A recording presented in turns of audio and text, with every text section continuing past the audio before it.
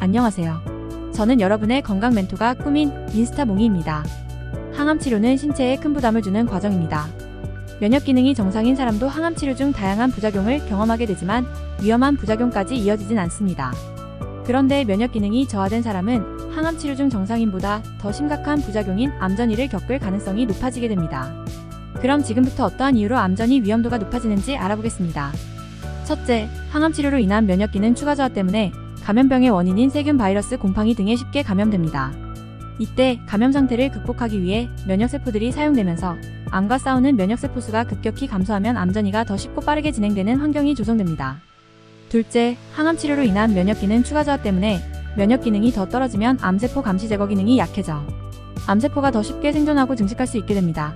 이는 치료 부위 이외에 약해진 부위에 암이 전이될 가능성을 높이게 됩니다. 셋째, 항암 치료는 정상세포 조직에도 손상을 줄 수 있습니다. 특히 면역력이 약한 경우 조직 손상이 더 심각해질 수 있으며 이는 염증 반응을 유발합니다. 지속적인 염증 반응은 암세포 성장을 촉진하고 전이의 위험을 증가시킬 수 있습니다.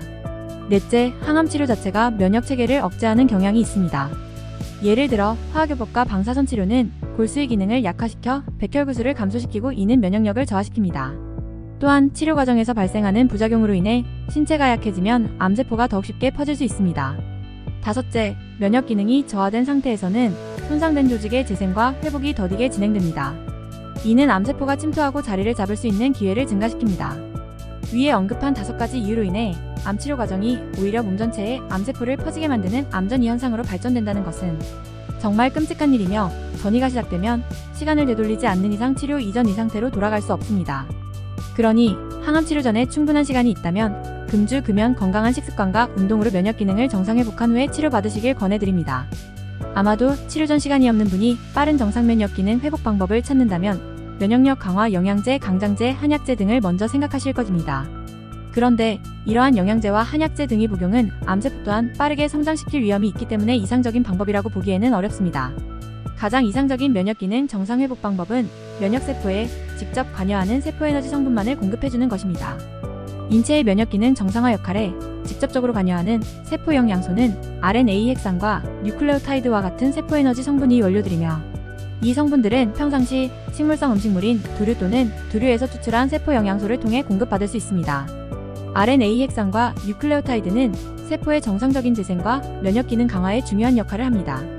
이러한 세포 영양소를 복용하면 면역세포의 기능이 빠르게 회복되고 신체의 자연 치유 능력이 증진하게 됩니다. 면역 기능 정상 회복 후 항암 치료를 받게 되면 암치료 후유증의 고통이 감소하고 심각한 부작용인 암전이도 예방할 수 있습니다. 이는 면역 시스템이 강화되어 암세포를 더 효과적으로 감시하고 제거할 수 있기 때문입니다. 오늘은 면역 기능이 정상이 아닌 암 환자가 항암 치료를 받게 되면 심각한 부작용으로 돌이킬 수 없는 상황이 일어날 수 있다는 것을 알아보았습니다. 이 영상이 치료받기 전 도움이 되어 안전하고 편안하게 치료받아 꼭 완치되시길 진심으로 기원드립니다. 인스타몽이는 항상 여러분의 건강한 삶을 응원합니다. 다음 영상에서 만나요.